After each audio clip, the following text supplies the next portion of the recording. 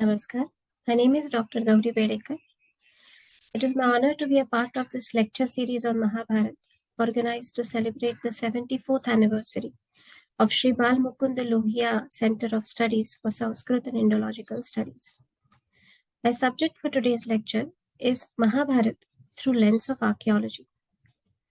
The place of Mahabharata in the culturescape of India is undeniable, and consequently, scholars from many disciplines have tried to study Mahabharata from different angles and perspectives.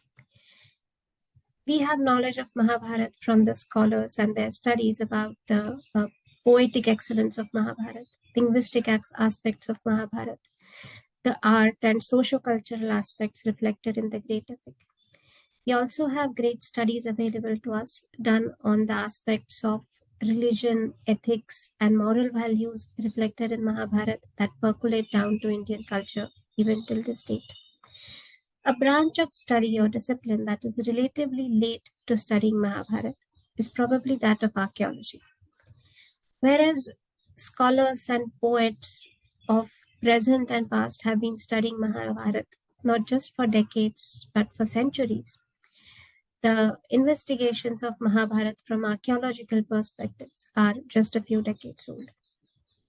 In this lecture, I'm going to try and highlight some of the attempts of archaeologists done to study Mahabharata through archaeological perspective to add to our understanding of this great epic.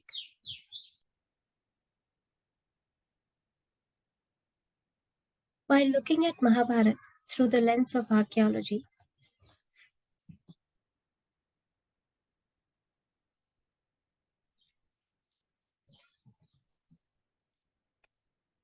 begin by what exactly we mean by archaeological perspective or scope and limitations of this field. In very simple terms, archaeology is the study of human past with the help of material evidence or material evidence of past human cultures. Archaeology, on one hand, gives us irrefutable proof of events that happened or cultural aspects, advancements of culture and people. On the other hand, it is limited by evidence that is preserved through times for our studies. Of any events that may have happened through centuries and millennia, only a small portion of them is usually preserved in sands of time and which is discovered and which we can study. Archaeological investigations are also limited by their nature of evidence available to them. Archaeological evidence can help us narrow down centuries when certain cultural events took place or certain cultural transitions took place. It can match cultural aspects reflected in material evidence to cultural aspects reflected in literary sources. But it is very difficult through archaeological sources to prove or disprove historicity of a specific person or a specific event.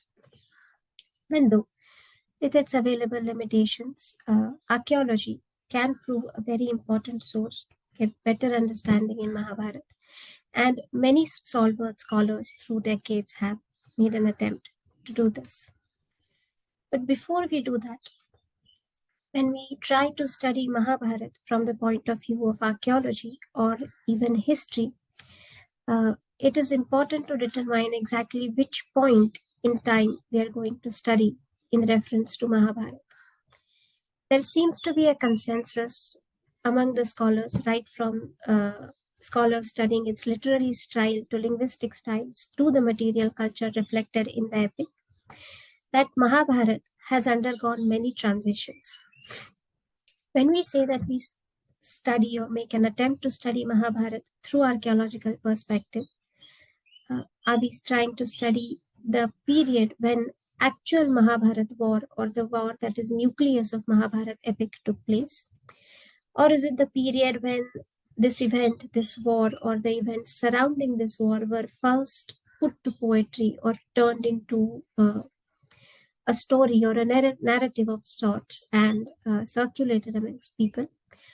Or are we trying to study the Mahabharata as it is available to us in its present form? It is not entirely clear, or scholars do not completely agree on how many transitions there have been from the actual event to the present form of Mahabharata that is available to us today. And we are also not sure of the amount of years or decades of centuries that have elapsed between each of this phase or transition taking place. Many scholars agree that Mahabharata has undergone transitions through multiple times. Literary tradition itself talk about three main transitions. When first the story was a more compact version known as Jaya, where it focused more on the war or the feud between Kauravas and Pandavas. The second version was known as Bharata, where from approximately 8,000 or 8,800 verses, it was now enlarged to 24,000 verses. And the final version was known as Mahabharata, where we now have almost 1 lakh verses that compose the present epic. The discussions that happen around the chronology of this journey are different points in time or different periods when these elements were incorporated in the text and the nature of incorporations. When these additions were made to original text, some of them were probably made to cope with changing times, to give added context when the same old story was narrated to a younger, newer audience that was probably unfamiliar with many of the older references. So, are these incorporations just in terms of few verses or passages, or are there larger chunks put together that have been incorporated into the Mahabharata text? Can we separate out these chunks of text that were added at a later stage? Are they in some specific section of the epic, or are they spread out through the whole epic? These are the questions that are studied and discussed, not just when looking at Mahabharata through the lens of archaeology, but by many other disciplines as well. Tankar, who was one of the editors of Critical Edition of Mahabharata, created by Bhandarkar Oriental Research Institute of Pune, while summarizing the state of Mahabharata studies during his lecture series for Asiatic in 1943, he said that the work Mahabharata, as it is available to us today, consists fundamentally of two elements: a certain epic nucleus and an extensive pool of didactic episodical matter, elements which are but loosely woven together. The first element, the epic nucleus, is naturally the older component and is presumably based on a historical reality which is preserved in a highly distorted form, but which certain genuine archaic features in fossilized conditions. That time, this was a theory prevalent among many scholars. Sukhtandekar himself was of the opinion that it is very difficult to separate the core nucleus from the larger pool of verses that we have available to us today. There are certain portions where it is relatively easy to say that they are later additions, but for the most part, not that easy to separate the core nucleus or the epic nucleus, as he called it, and the later pool of didactic tales or episodes that add to the story or add context to the story. When the studies on Mahabharata began by Indologists and archaeologists and also scholars of Sanskrit and linguistics and epigraphy, there were two predominant schools of thought. There was one school of thought that maintained that Mahabharata, in fact, was built around a core nucleus of a real event. And there were others who claimed that Mahabharata did contain, if any, very small portion of a real event. And the debate has been going on for decades whether Mahabharata is a myth or reality, or if it is a myth, what or how much is the grain of truth around which this myth is built. The group that maintained that Mahabharata had very little portion of reality was represented by scholars like T.C. Sarkar, that claimed that even though Mahabharata did have a small portion of reality, it was probably a very small tale which spoke of a war between two clans or tribes or small family or tribal feud, is what he called it. And the point that he made was that exact period when the Mahabharata event took place was uncertain even to the people of ancient India. The Mahabharata war itself has not been mentioned in literature prior to 4th century BCE. We do find references of Mahabharata war in Panini's Ashtadhyayi or Ashwalayan Gruhya Sutra. Dates of these texts also range from 8th century BCE to 4th century BCE. There is no reference to this great war in Vedic literature, so in one way we can use it in our chronological pursuits, saying that the war definitely happened after a large chunk of Vedic literature had been composed.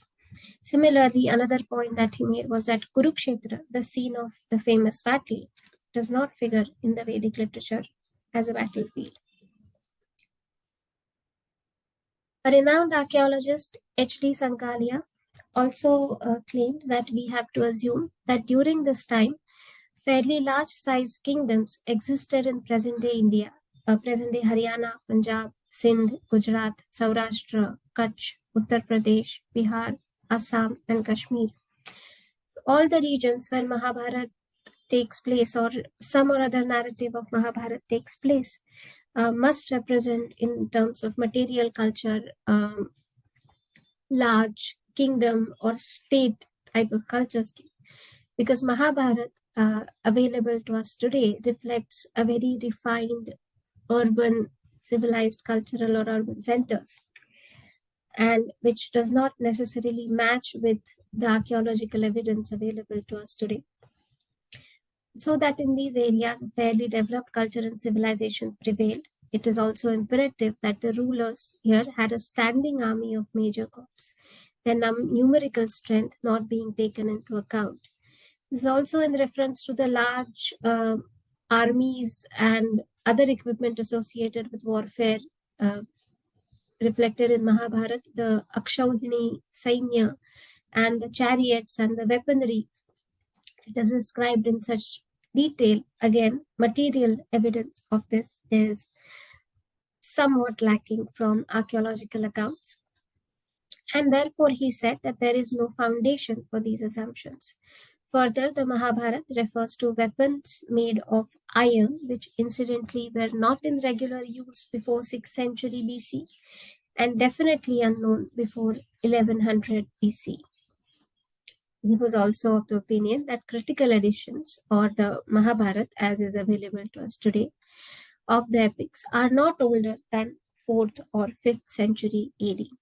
Now, his opinions are a few decades old. There have been some more discoveries and research into date of iron in India, and the date presumed by him may be shifted back by a few centuries.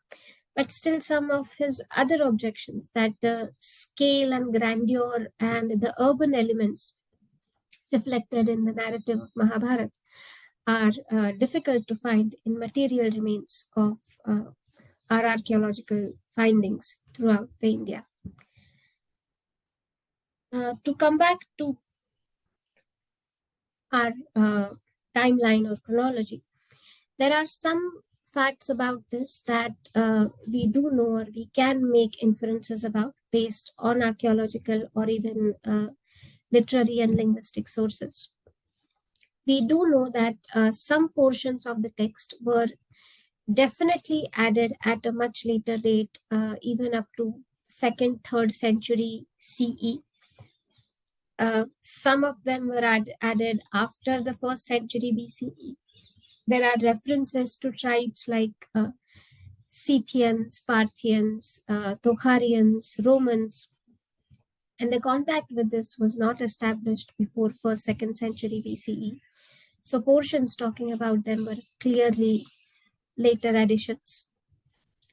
There are also some references of uh, what can be termed as luxury goods or imported goods, objects that were being imported through international trade in this period, which are being referred to in very few places in the text of Mahabharata. These references, also according to many scholars, are later additions to the narrative. There are some references which help us to pinpoint at least the outer boundaries of uh, structure or constitution of Mahabharata as this huge epic. We have an inscription of 6th century CE from Madhya Pradesh of a king who was a feudatory of Gupta dynasty, a king called Sharvan. And in his inscription, he refers to Mahabharata as the Shata Sahasri Samhita. So we know for sure that in 6th century, Mahabharata, with its Shata Sahasri Samhita, with its 1 lakh verses, was already composed and was known to people. Now, when we look at Mahabharata through archaeological lens or archaeological perspectives, I'm going to highlight 2 approaches and 1 example each. We were talking about archaeological evidences. Some scholars attempted to look at the material culture reflected in Mahabharata and try to correlate it with the material evidence that was already available to us through archaeological excavations. Another approach by some other scholars was to carry out actual archaeological excavations and investigations in the places associated with Mahabharata. The first example I'm going to discuss here is a research work called Mahabharata and Archaeological Evidence by Professor Gauri, who is associated with Deccan College Postgraduate and Research Institute in Pune. And at beginning of her work, she has stated that the objective of this research was to focus on material culture that has been referred to or mentioned in the Mahabharata text and try to compare it or correlate it with archaeological evidence that we find from excavations. And to quote, she said that to extricate from an overgrowth of additions and interpolations and sift it into meaningful chronological brackets, therefore indicating the likely period of time when these elements might have been incorporated into the epic. So her objective was to study the material culture right from the flora and fauna to the objects associated with warfare and match them with the material culture that we find in archaeological excavations according to the time brackets.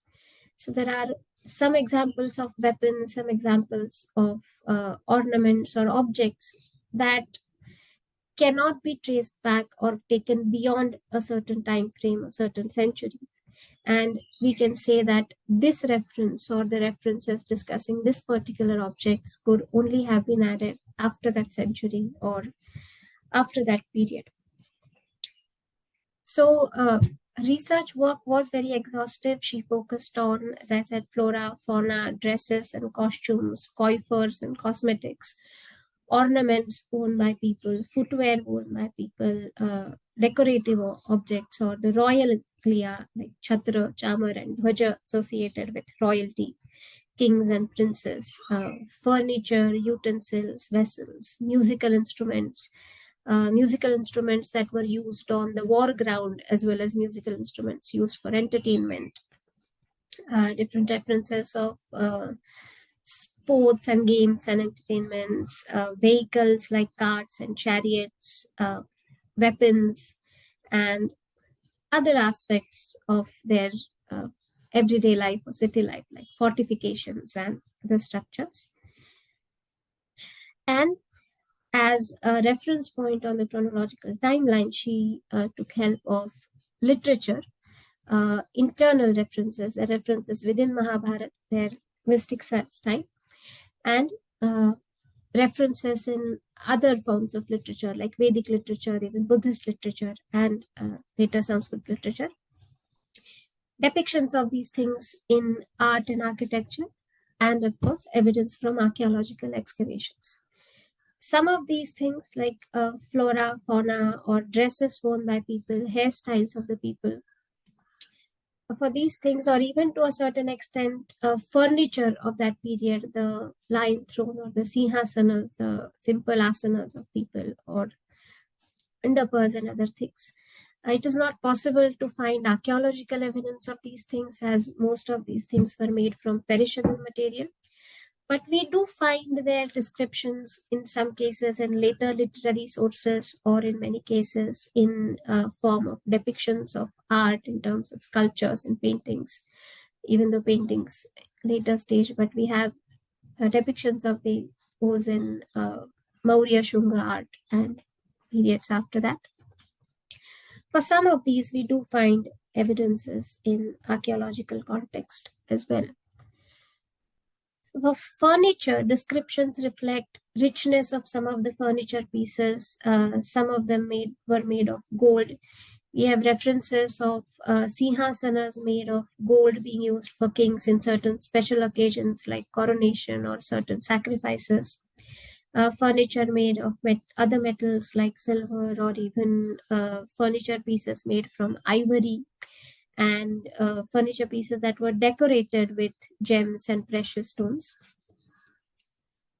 According to her inferences, and if we look at the material evidence available to us through excavations and other sources, and our available knowledge about trade and external contacts of India and cultural exchange that happened in few centuries before and after the beginning of Common Era, it can be stated that the visual pieces probably belong to a later phase of the epic, as the art of gem incrustation was introduced to India through Takshashila by Parthians around 1st century CE.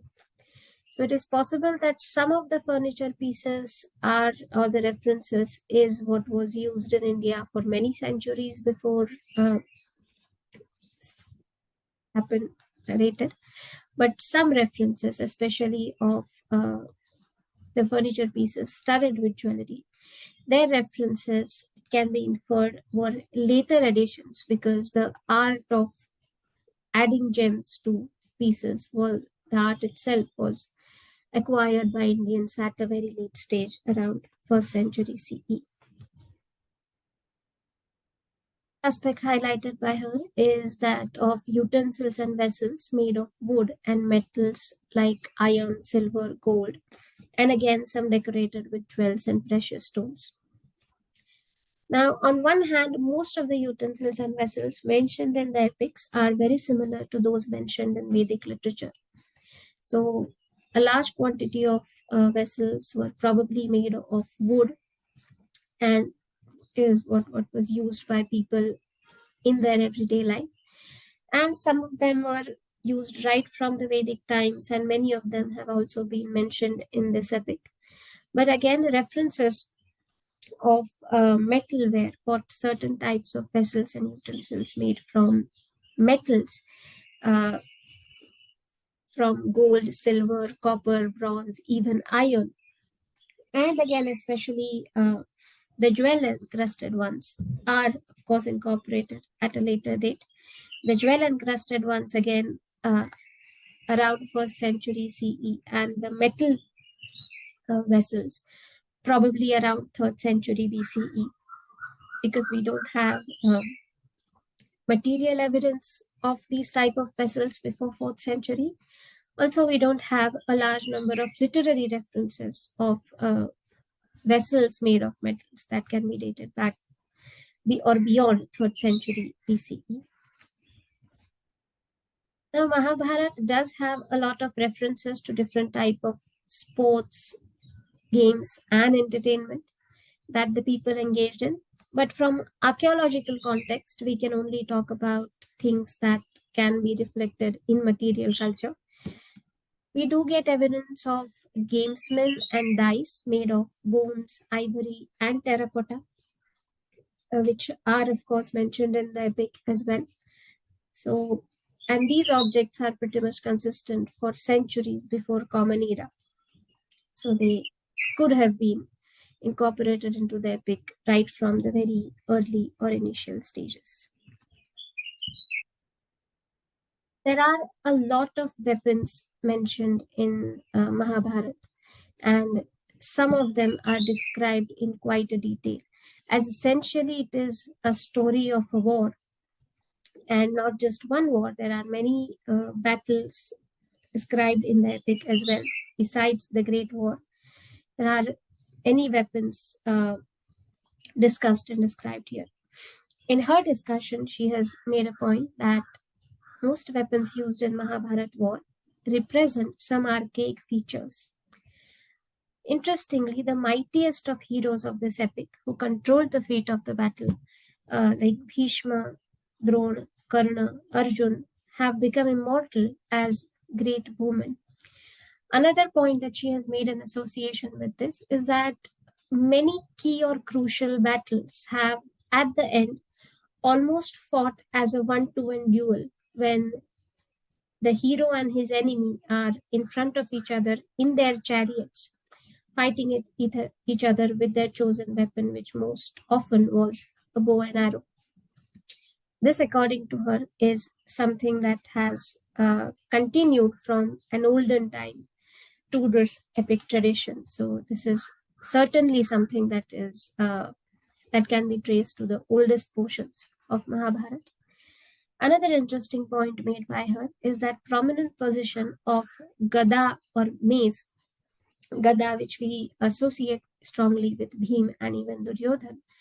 Uh, there have been evidences of mace-like weapons in the earlier phases made of stone and in later phases made of metal as well. But surprisingly, our literary tradition does not have mentions or references of a gada as much as there are descriptions of other weapons reflected in Mahabharata.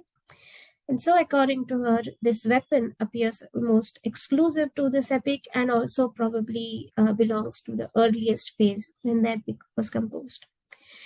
The epic, interestingly, also speaks of a gada as Shaikya, a word that probably refers or means that something made of iron or tempered steel. Again, it is an interpretive meaning of the word. Not everyone agrees with it.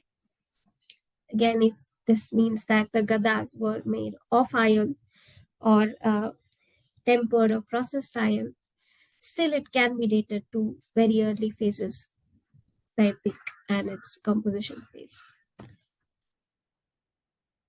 Based on these type of evidences, she has drawn conclusions that growth of the epic was a continuous evolution from about 800 BC right down to 100 BC or so, with somewhere around 500 BC constituting the landmark when a vast floating mass of heroic poems had merged into a single epic narrative called the Bharata or the Mahabharata.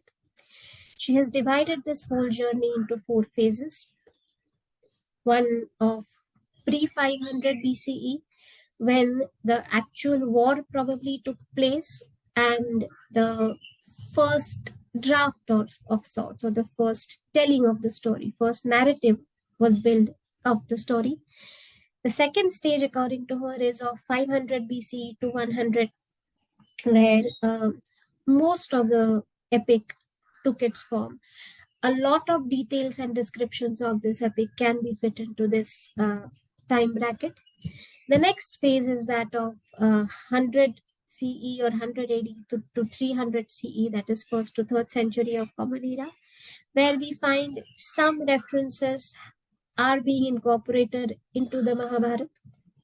And the last phase is post 300 CE, where not many references can be traced to this phase, but still there are a few mentions, references, which according to scholars have to be dated post 3rd century CE. The second approach, an important example of looking at Mahabharata through archaeological lens, was attempt made by Professor B.B. Lal, or was awarded by our government for his efforts and contributions to the field of archaeology. Professor B.B. Lal is perhaps more familiar to people through his association with Ayodhya and his excavations of sites connected to Ramayana, but he had undertaken an equally mammoth project of excavating and interpreting sites associated with Mahabharata as well. His plan was to excavate the sites that have been mentioned in Mahabharata or are associated with Mahabharata. So the sites excavated by him include Hastinapur, Indraprastha, Mathura, Kampil, Kurukshetra, Aichhatra, and so on. He also said that the sites that were not mentioned in the text but were associated with the story of Mahabharata through local traditions or local beliefs were also included. So some sites that were not necessarily in the Mahabharata text itself, but the people around that region believed strongly, or there was some story connecting that place to Mahabharata narrative. Some such were also excavated by him. These are the sites excavated.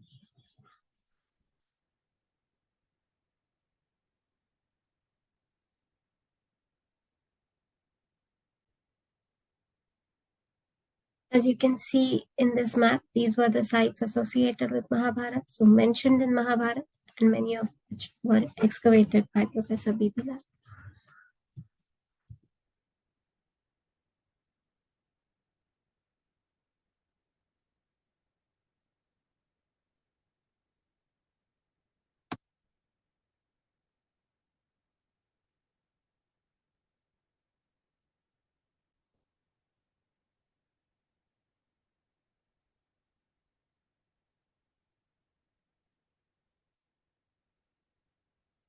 Most of the important sites that Lal excavated connected with the main story of Mahabharata yielded in their lowest levels the material items from a culture designated by archaeologists as the painted Grayware culture.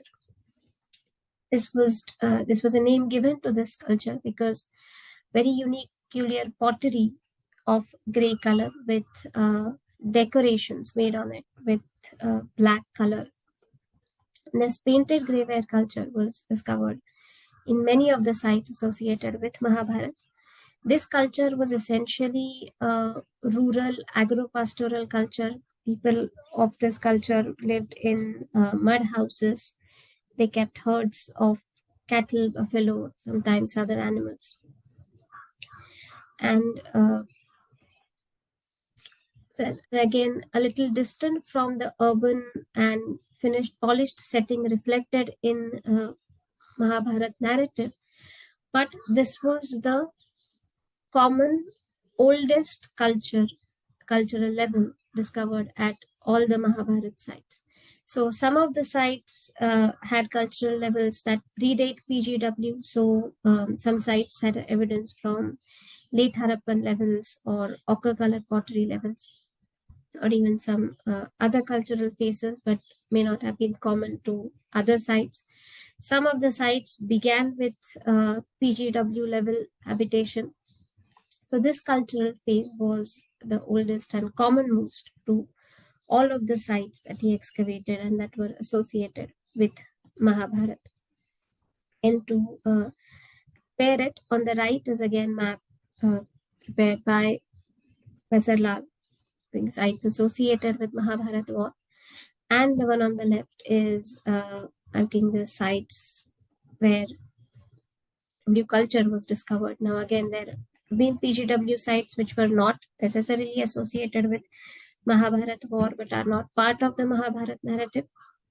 But there is a significant overlap between the PGW sites and Mahabharata sites. One of his key excavations was that of Hastinapur.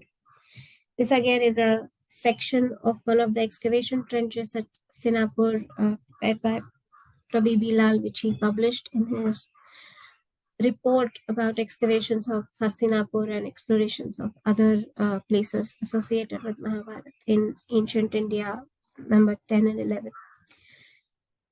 If you see in this, the earlier habitational level at Hastinapur was marked by ochre-colored pottery. Ochre-colored pottery is a pre-Iron Age level cultural habitations. People of ochre-colored hair culture had not started using iron. There are also people of rural setting, again agro-pastoral people. In many places, we find overlap between OCP culture and late Harappan phases. And after this ochre-colored pottery, there was a slight gap in habitation.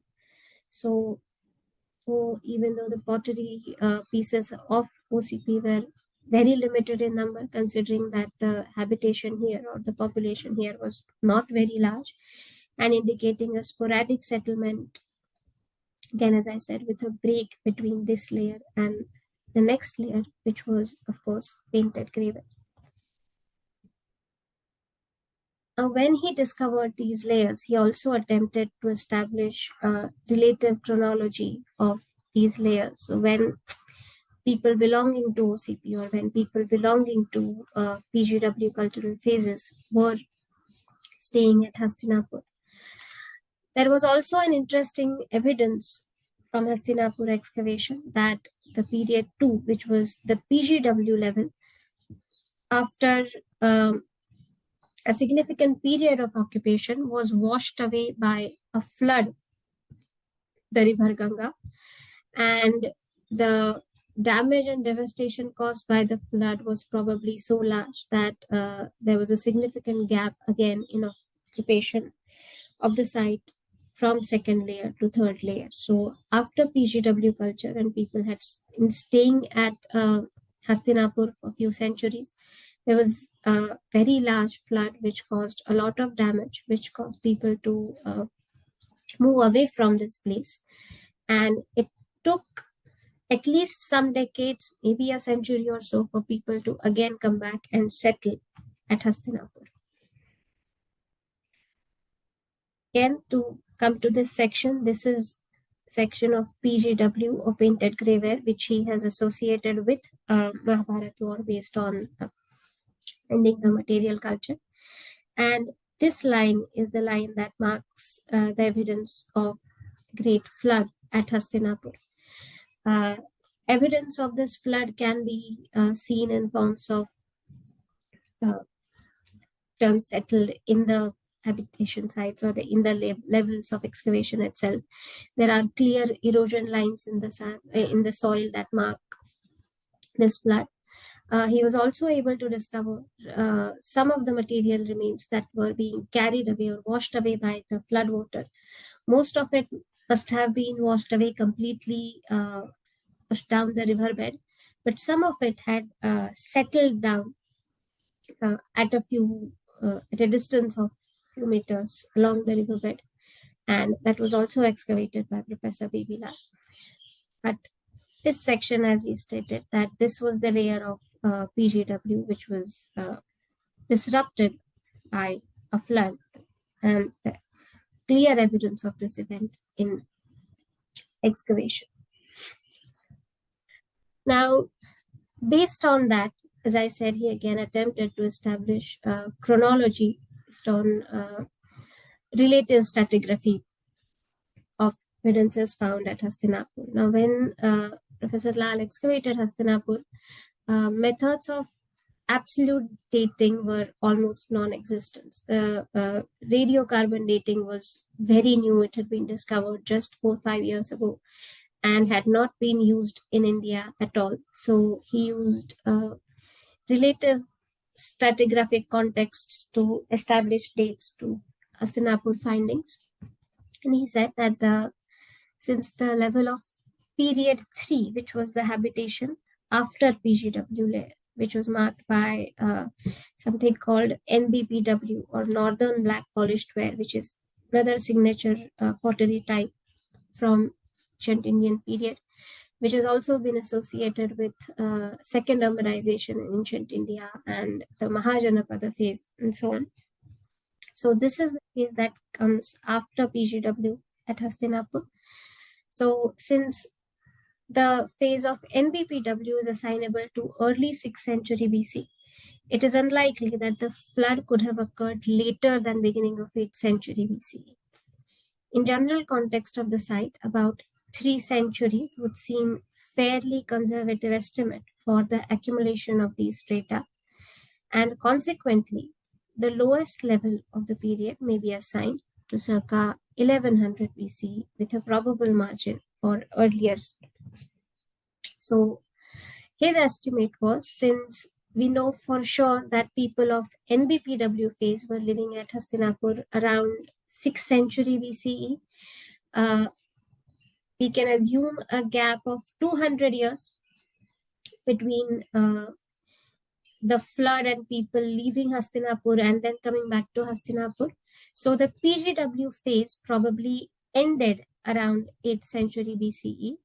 And considering the deposit or the quantum of deposit belonging to this phase probably continued for 300 years or so. And so he has estimated a date of 1100 BCE to 800 BCE for this PGW phase.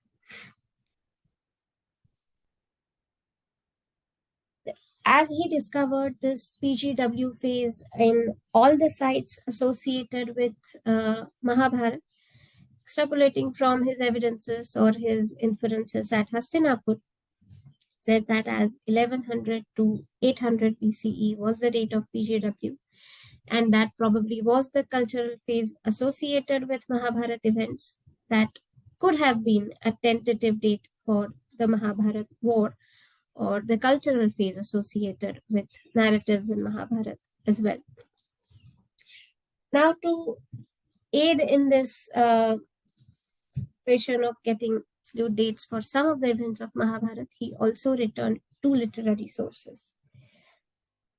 The report also he cites that, as we all know, in Mahabharata war, Parikshit, son of Abhimanyu, comes to the throne after Pandavas have began their journey for heaven. According to Puranic tradition, especially Matsya and Vayu Puran, there is a reference of a very heavy flood at Hastinapur. And when this flood happens, a king called Nichakshu, who is seventh in line, Parikshit, is ruling Hastinapur. And when this flood happens, the damage again is so much that he decides to abandon Hastinapur or leave Hastinapur and sets up capital at Kaushambi. According to Professor Lal, this great flood at Hastinapur, which was reflected in archaeological records, could be correlated with this event that was discussed and described in the Puranas. And in the excavations of Kaushambi also, lower levels, there is evidence of some fragments of PGW, and according to him, it was possible to infer that people abandoning Hastinapur due to a flood and setting up a new town at Kaushambi was indeed a historical event, because there was similar or corresponding evidence for it in archaeological records, as well as matching Puranic references. Now, again, these interpretations of B.B. Lal are not today accepted by some of the scholars, even though his findings at Hastinapur were irrefutable. His interpretations of them and his connections of these events with some Puranic references is something that many scholars objected to. But today, any discussion about Mahabharata and archaeology is incomplete without contributions of Professor B.B. Lal. And many of the findings that he has brought to light still work as our basis for further studies into Mahabharata from archaeological perspectives.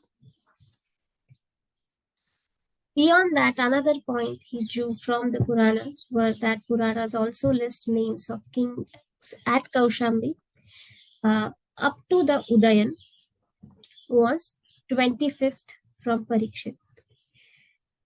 Udayan, as we know, is a contemporary of Gautam Buddha dated to approximately 5th, 6th century BCE. So Professor Lal has assumed his date to be 500 BCE, and he states that thus, if we take the average of 14 years per reign, in case of the Paurava rulers under consideration, the 24 kings before Udayan will give us a total of 336 years. If we add this figure to 500 BC, which is the date of Udayan, we arrive at a figure of 836 BC. So if we calculate backwards from Udayan based on uh, references purely in the Puranic tradition, uh, we arrive at a date of 836 for Parikshit, which could take us closer to the actual Mahabharata war, because Parikshit coming to throne and end of Mahabharata war is almost parallel or contemporary events. But furthermore, he also says that this is, of course, not to say that Mahabharata battle was fought in 836 BCE. The figure only gives us an approximate idea of when it is likely to have taken place. Broadly speaking, therefore, the middle of 9th century BC may not be an unreasonable estimate for the occurrence of the event. Again, as I said, there are many scholars that do not uh, agree with this interpretation or this correlation, not necessarily disagreeing with the projected date for Mahabharata, but this correlation is not accepted. Many scholars, but this has been a starting point of explorations or investigations into Mahabharata or sites associated with Mahabharata and correlating them with material culture discovered. Journey, there have been some interesting discoveries made in the past decade itself. In around 2018, some very interesting things were discovered in a place called Sanauli in Haryana. Sanauli is a place known to archaeologists again for many decades. Sanauli is associated with Harappan culture. There are burials associated with late Harappan phase at Sanauli, which have been excavated by ASI. A few years back, while excavating burials that were dated to OCP phase, ochre colored pottery cultural phase. This is the phase that was discovered before PGW phase at Hastinapur as well. In Sanauli, in uh, OCP phase, were very elaborate burials discovered, where people were buried in coffins, and as part of burial goods, what was buried were elaborate war chariots. Now, as you can see from these newspaper reports, even though they are a bit sensational and dramatized, these were the type of chariots that were discovered, these burials. And dating showed that these chariots could be go back to at least 1800 or 1900 centuries before Common Era. Now, this is a very recent discovery, so a lot of investigation and research is still undergoing on Sanauli burials and the chariots discovered at Sanauli. But the important takeaways of this discovery were that these were war chariots. These were chariots that were pulled by horses and that could be used in warfare with provisions for a warrior and a charioteer made to the chariot. Another interesting aspect is that this cultural phase is a phase that predates advent of iron. All the discussions till this point have been sort of centering around the assumption that Mahabharata war itself was an Iron Age event. The scale and grandeur of the cities and everyday culture, especially the warfare and weaponry involved, and some specific references of iron or tempered metal have led people to conclude that all these things were happening when people were already using iron or people had started using iron. With new discoveries like this, we can now also think in different directions. Like it was possible to have a war of this grand scale, probably when before beginning of iron, even when people were in the Chalcolithic stage or iron had not yet been discovered. These are the two important approaches, as I said, that archaeologists have so far explored to look at Mahabharata. Uh, as said in the beginning, this journey is very new and there is still a lot to explore, a lot more for us to discover about Mahabharata from archaeological perspective. And would like to conclude with a quote by V.S. Subtalkar, said that the Mahabharata is a golden treasury of ideals of Indians at their best. Mahabharata is also a treasury of diverse material culture of our people through different stages of ancient India. And even though it doesn't always help us to pinpoint the text to one point on the timeline, it is still a very rich resource that tells us about different things that were used by people, ranging from jewelry to weapons in different parts of India. And with this, I would like to conclude. Thank you. I hope you have enjoyed this journey through archaeological viewpoints into the Mahabharata. Thank you.